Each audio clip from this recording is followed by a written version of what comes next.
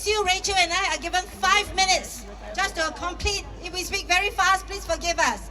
I have 3 W's to cover us. Number 1, I will deliver and say, welcome to all of you.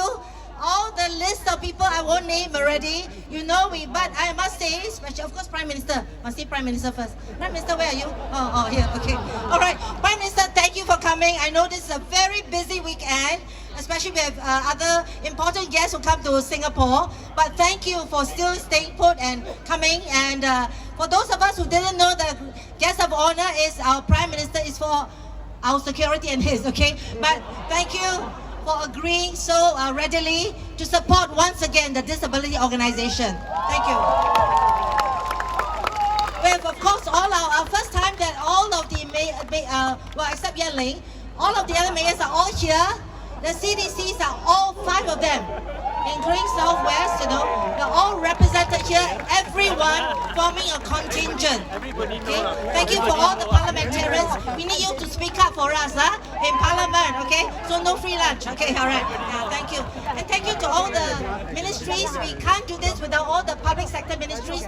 Thank you, MCCY, for making us one of the SG60 signatures. Thank you so much, and giving us support, you know, so much more support this year. Thank you very much. And all the ministries and all the different celebrities, faces, and so forth. Okay, I can't name you all because I only got 30 more seconds to go. The second W, so first is welcome. The second W is really about why we do this. Why we do this is because we want to ensure that persons with disability are always co-writers, co-authors of the Singapore story. This is SG60, it's important, you know, and we want to make sure this carry on. Our work, you've seen, actually this is only, we have 10 waves of contingent. This is only 1 wave, 9. There are many, many until about 6 to 7 o'clock.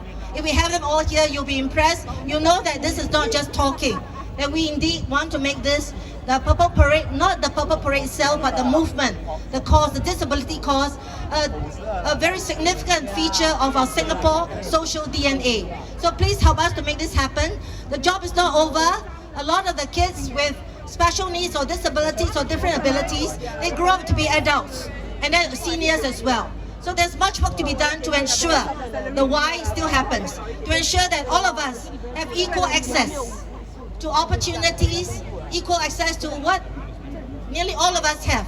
The needs in education, basic needs in education, in work, in healthcare, in lifelong learning, and social friendship. So that's the why we want to do. And finally, I just want to thank all of you for the who you are. Thank you for making this happen. It's ground up. It's one of the most difficult projects we do, but every time we come, we're nervous what will turn out, whether we good or bad, who will turn up, who will support us. But every year, we have grown from strength to strength. So thanks to all of you. You are the who, okay? And the why is the disability community. And thank you, Singapore, for making this happen again. Thank you, Rachel. Thank you, Denise. This year, the Purple Parade brings together 280 participating organizations from the private people as well as the public sector. We also have our record 2,200 volunteers with us this year. Thank you very much. And 60 carnival partners with the food and retail booths that you see around here, and 9,500 contingent marches that will be here today. We also have 63 inclusive performances across Suntec here. And across our island, we also see to over 45,000 people part of this year's Purple Parade movement.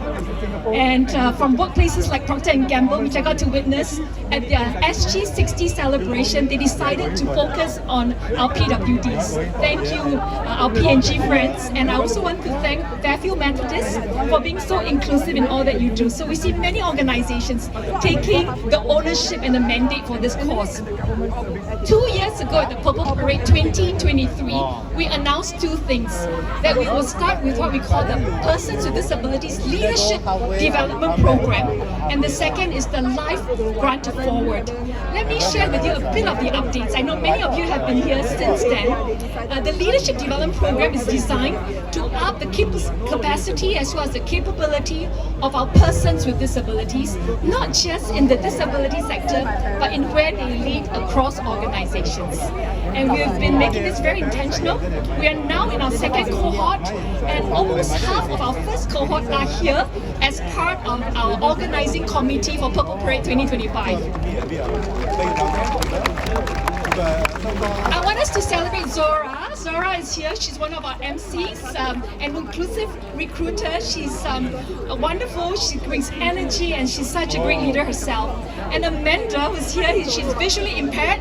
She just got promoted to be a mother 4 weeks ago, 4-week baby. Last year this time she got married, and we're so glad for you and we rejoice with you, Amanda dear.